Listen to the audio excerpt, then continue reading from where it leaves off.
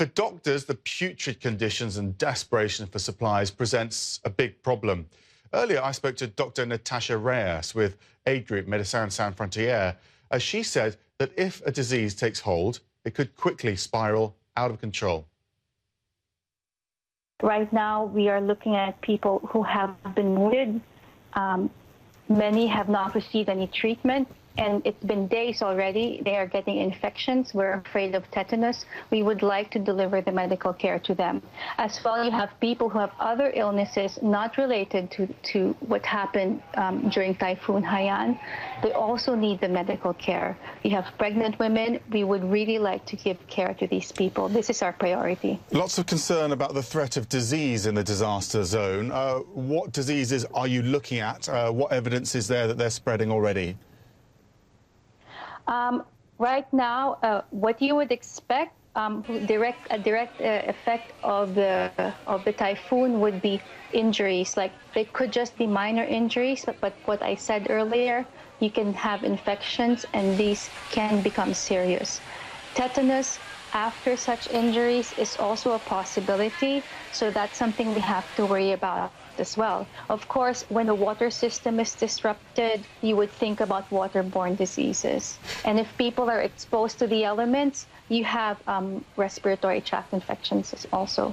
What is the most immediate threat? Is it the fact that there are bodies lying around, or the sanitation, or the fact the hospitals are so damaged?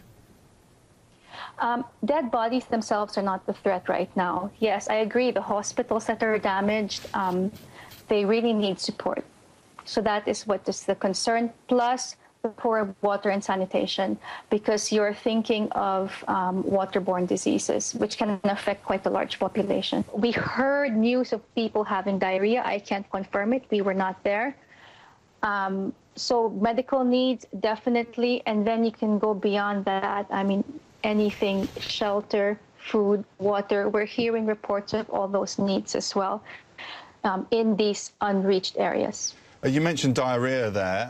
That's the sort of thing that you're most concerned about, I presume, right now, because something like that starts happening and it spreads very quickly, and that becomes an almost unmanageable crisis. It can be. And if you have a population who haven't had food in a long time, who haven't had the proper living conditions, their immune systems could be weakened, so they can be more prone to such diseases. In terms of the spread of disease, are you happy that you're managing to keep it in control so far? We have very little information right now on the public health status of the people, so I can't say I'm happy. I'm worried. I'm still worried.